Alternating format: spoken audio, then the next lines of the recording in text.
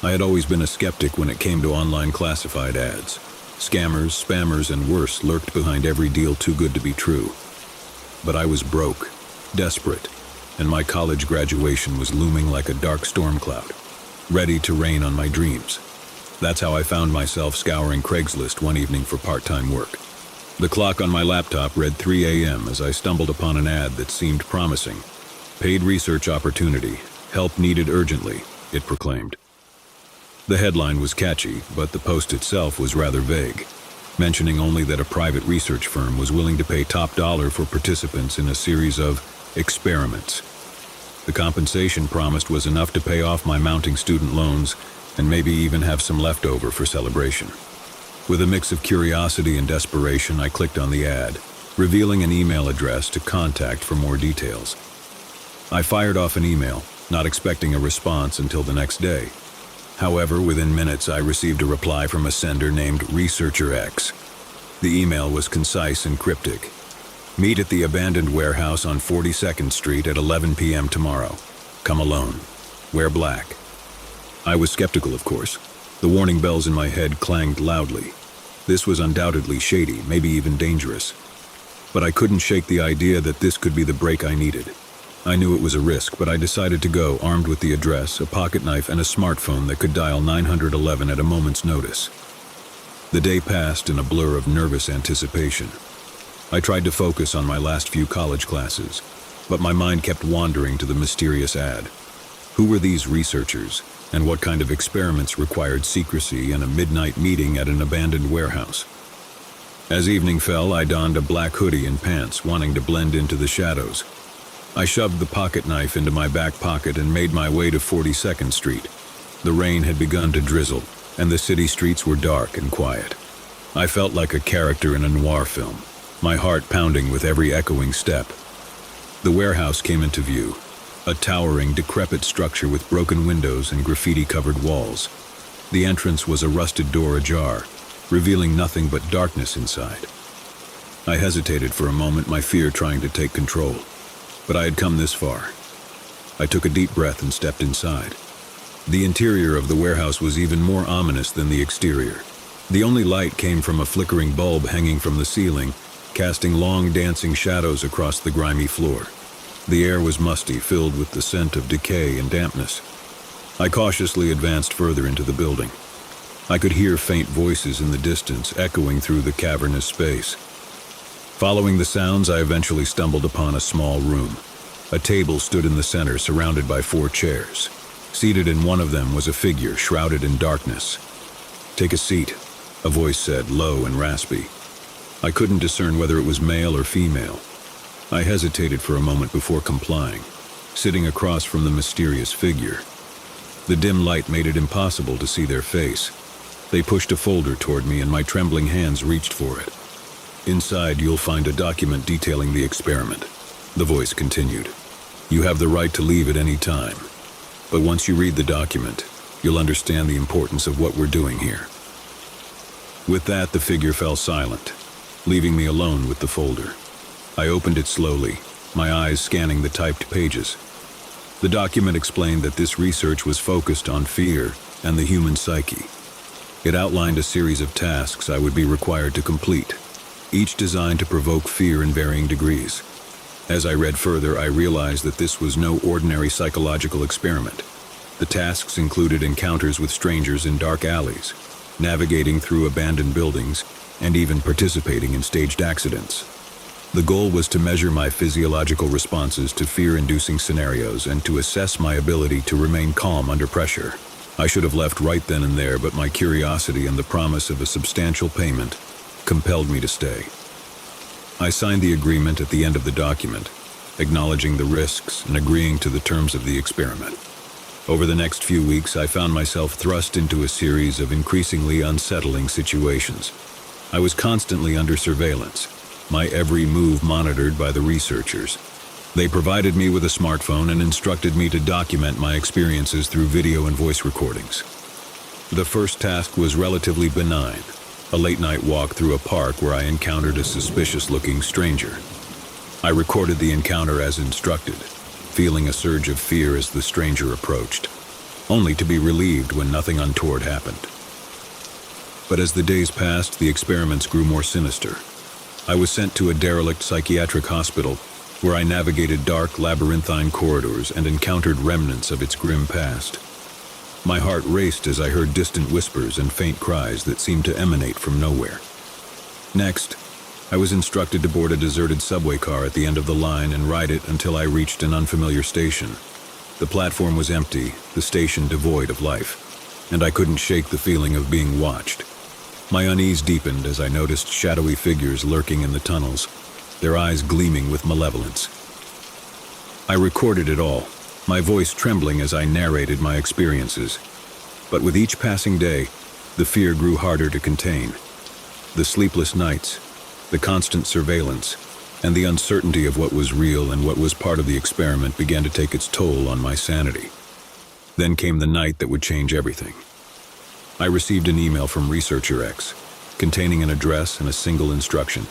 Visit this location alone. This is your final task. I had grown increasingly paranoid, and a sense of impending doom hung over me like a dark cloud. The address led me to an isolated, abandoned warehouse on the outskirts of the city. The night was moonless, and the only light came from the pale glow of distant streetlights. I entered the warehouse, my footsteps echoing in the silence. Inside, the scene was unlike anything I had encountered before. The room was vast, with towering stacks of wooden crates, their contents hidden in the shadows. In the center of the room stood a single chair, and above it a solitary light bulb dangled from a frayed cord. I hesitated, my heart pounding in my chest. Something felt profoundly wrong about this situation. But the promise of payment, the desire to finally be free of this nightmare, pushed me forward. I took a seat beneath the swaying light bulb, and as if on cue, it flickered to life, casting a harsh, unnatural glow. From the shadows emerged a figure dressed in black, their face concealed beneath a hood. "You've done well," the figure said, their voice cold and emotionless. "But there's one final test we must conduct." The figure produced a small leather-bound book and placed it on the crate in front of me. It was old and weathered, its pages filled with faded text and illustrations of arcane symbols. "You must read from this book," the figure commanded. "Recite the words exactly as they are written, and your ordeal will be over."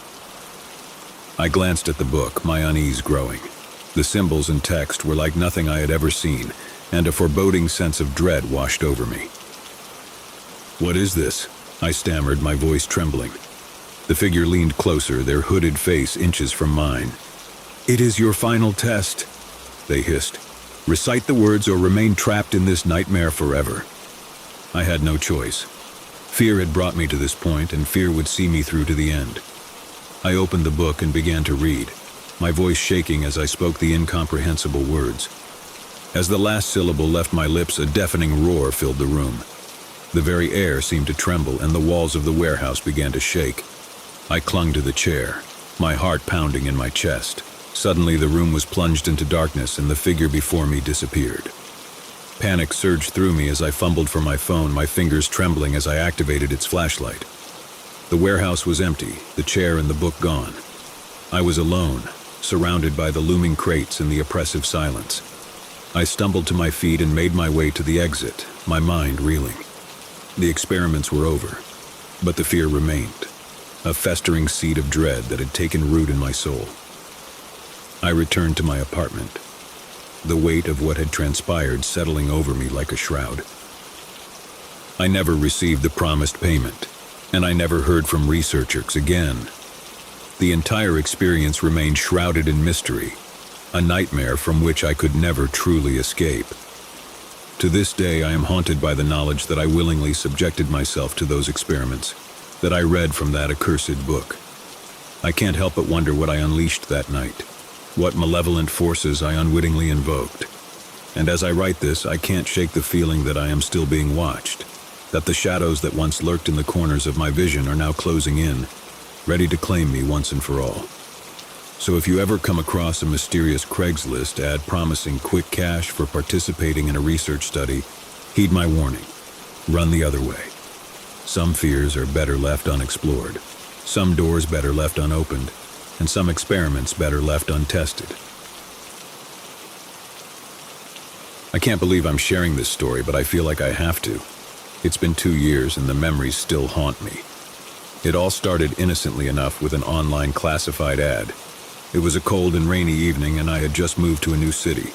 My apartment was still a mess of unpacked boxes and I was feeling a bit lonely.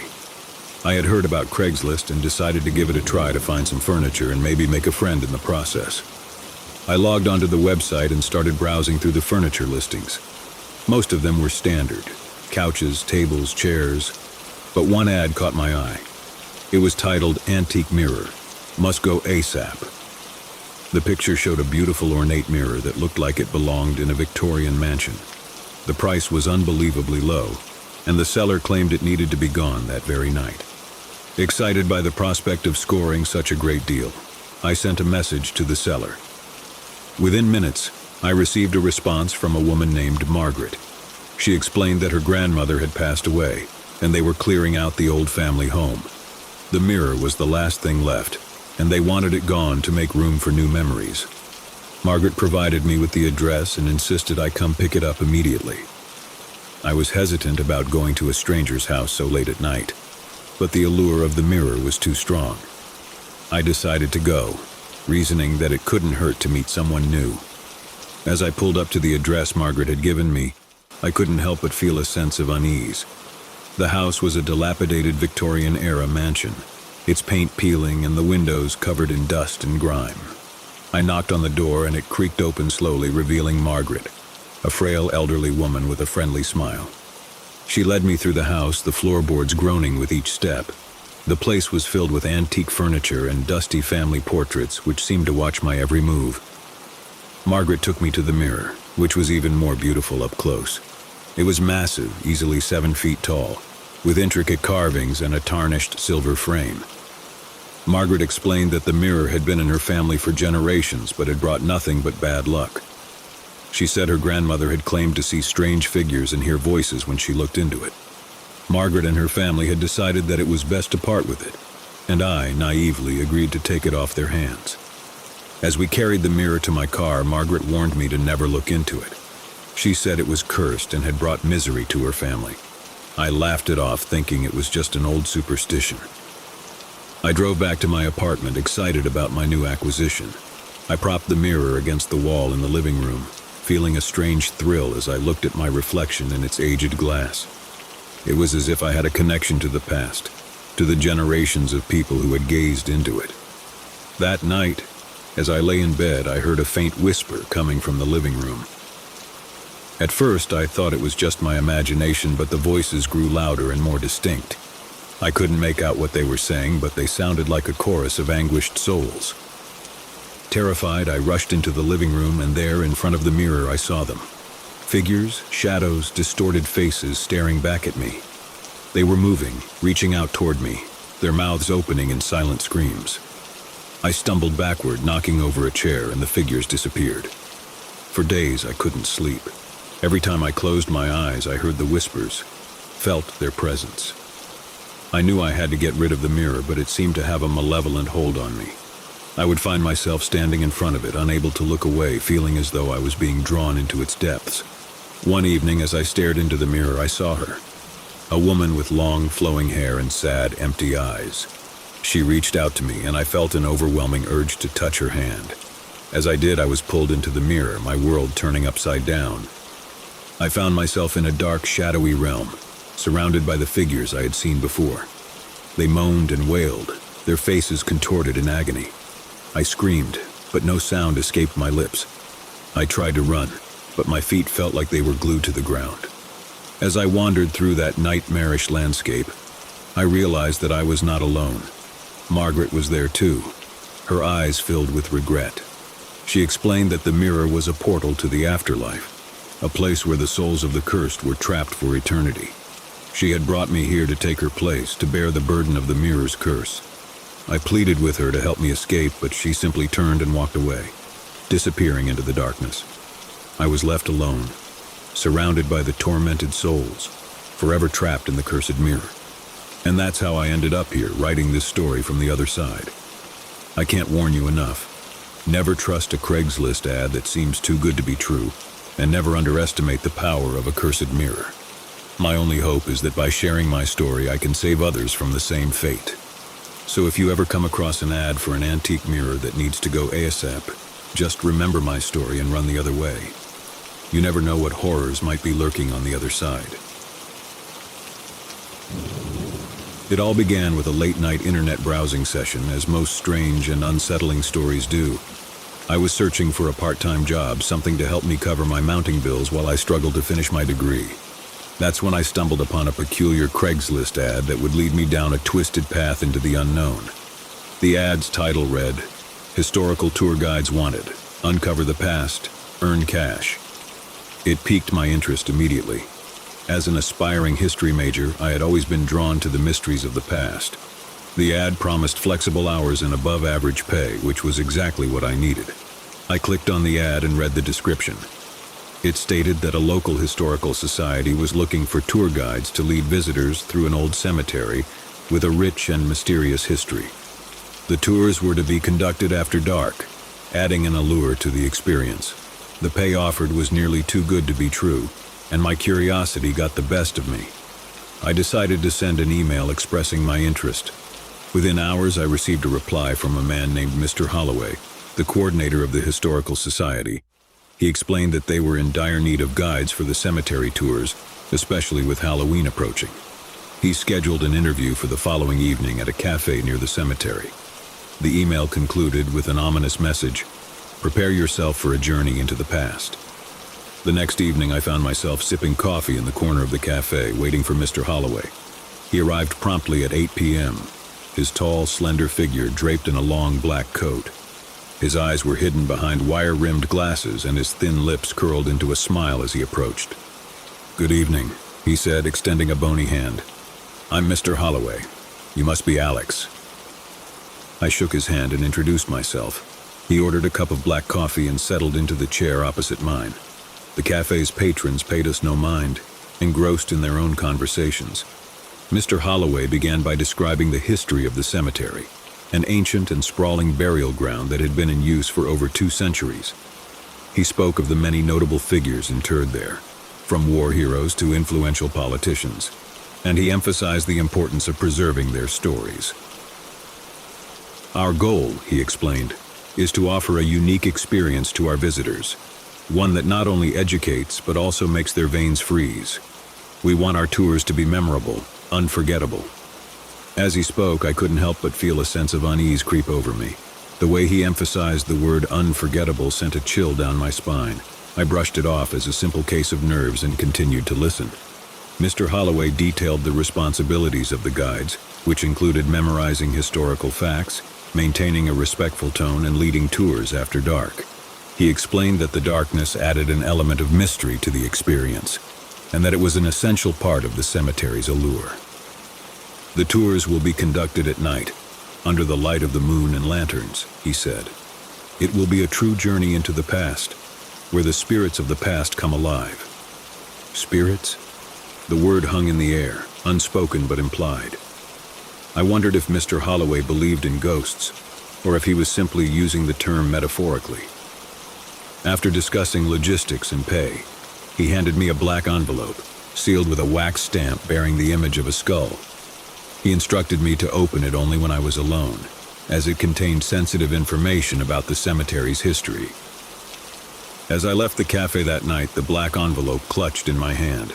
I couldn't help but feel a mixture of excitement and trepidation. It was a strange job interview, but the prospect of uncovering hidden stories from the past was too enticing to pass up. I waited until I was back in my apartment to open the black envelope.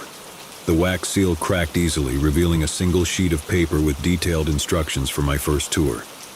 It was scheduled for the upcoming Friday night, and the meeting point was the cemetery's entrance. I spent the next few days immersed in research, learning about the cemetery's history and its famous residents. It had a rich and colorful past, filled with stories of love, betrayal, and tragedy. I couldn't wait to share these tales with the tour group and to step into the role of a historical guide. Friday night arrived, and I donned a dark suit and tie, fitting attire for a cemetery tour. The moon hung low in the sky as I made my way to the cemetery's entrance.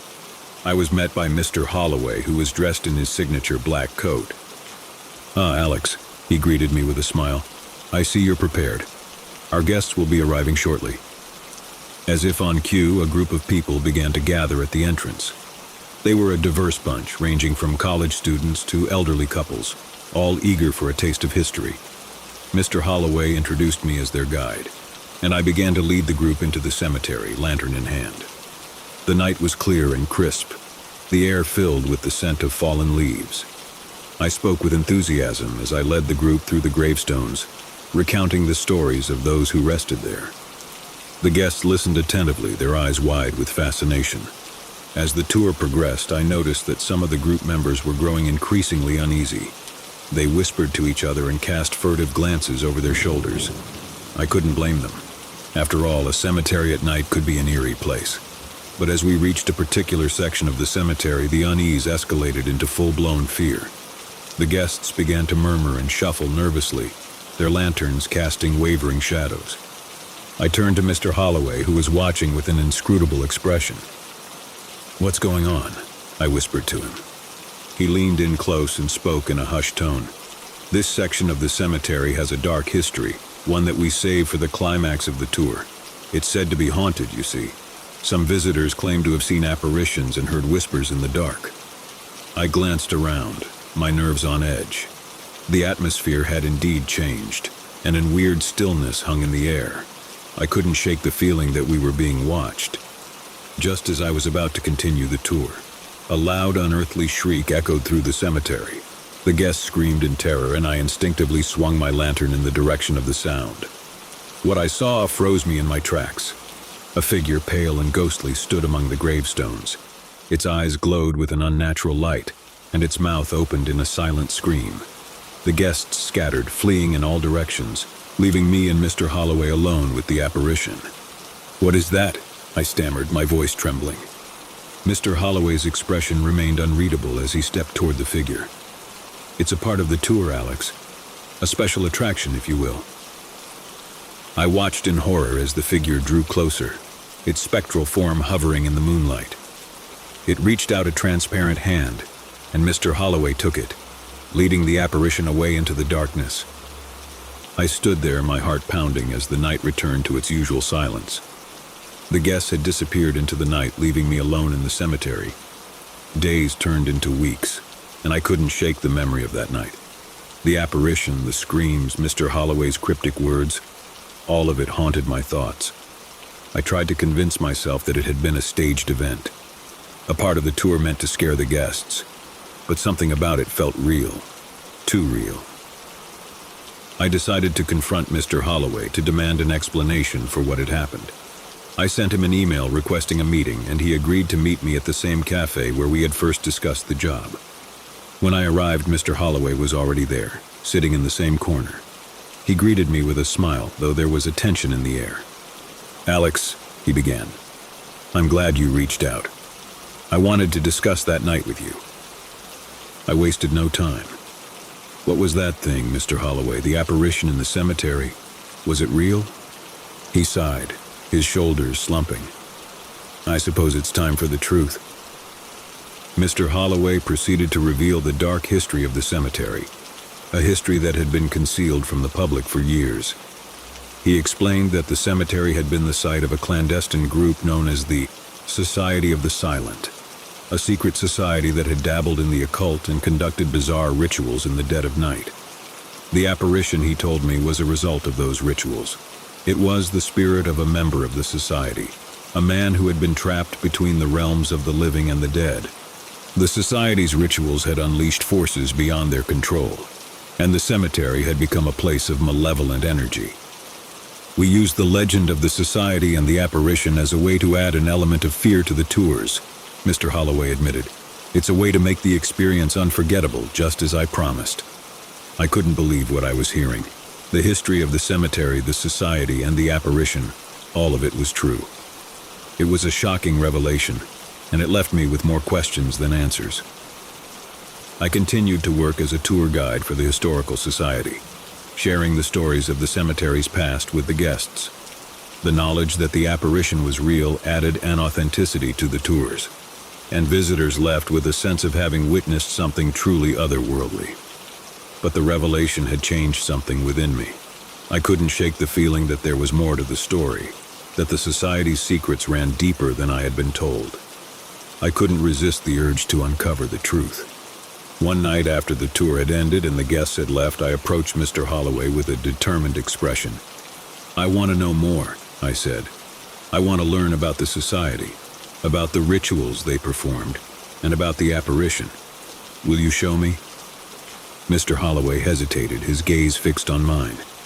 "You must understand, Alex, that delving further into this may lead to consequences you cannot fathom. The society's secrets are dangerous, and the apparition is a force beyond our control." I nodded, my curiosity outweighing my fear. "I'm willing to take that risk."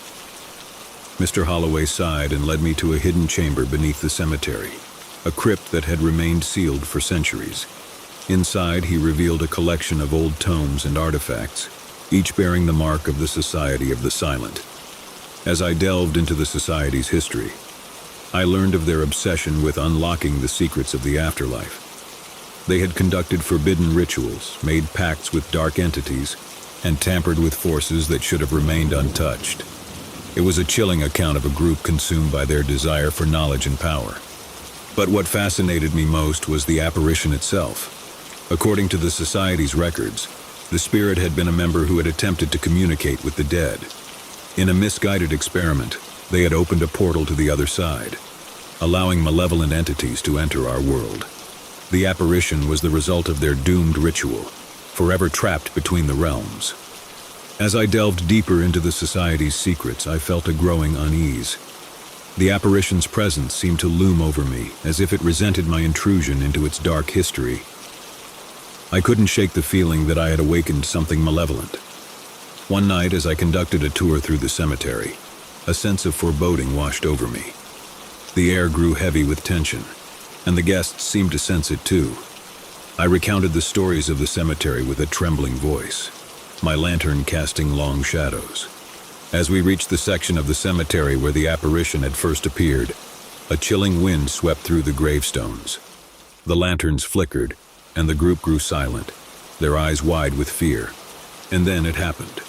The apparition materialized before us, its eyes glowing with an unnatural light. It let out a blood-curdling scream, and the guests screamed in terror, fleeing in all directions. I stood frozen in place, unable to tear my gaze away from the spectral figure. It reached out a ghostly hand, and I felt a cold, numbing sensation envelop me. The world around me twisted and distorted, and I found myself standing in a shadowy realm, the apparition before me. It spoke, its voice a haunting whisper. "You have uncovered our secrets, Alex. You have trespassed where you should not have." I stammered, trying to find words, but fear had rendered me speechless. The apparition's eyes bore into mine, and I felt a surge of dread. "You must make a choice, Alex. You can choose to forget what you have learned, to leave this place and never return. Or you can choose to stay and become a part of our history, forever trapped between the realms." I had no choice but to agree, to erase the memories of the Society's secrets and the apparition from my mind. The apparition released its hold on me, and I found myself back in the cemetery, alone in the darkness. I returned to my apartment that night, my mind a whirlwind of confusion and fear. The memories of the Society's secrets had been erased, but the knowledge of what had transpired lingered like a shadow in my subconscious. I continued to work as a tour guide, but the apparition's presence haunted me. It watched from the shadows, a constant reminder of the choices I had made. The burden of the Society's secrets weighed heavily on my shoulders, a constant reminder of the darkness that lurked beneath the surface of the cemetery. As the years passed, I struggled to move on with my life, haunted by the memories of that night. I knew that the apparition was always there, waiting in the darkness, a specter of the past that could never be forgotten. And so I share this story as a warning to those who seek to uncover the secrets of the past, to those who are drawn to the darkness that lurks beneath the surface. Some mysteries are better left unsolved, some secrets better left buried. For the apparition of the cemetery still watches, and its malevolent presence lingers, a reminder of the choices we make and the price we pay for our curiosity.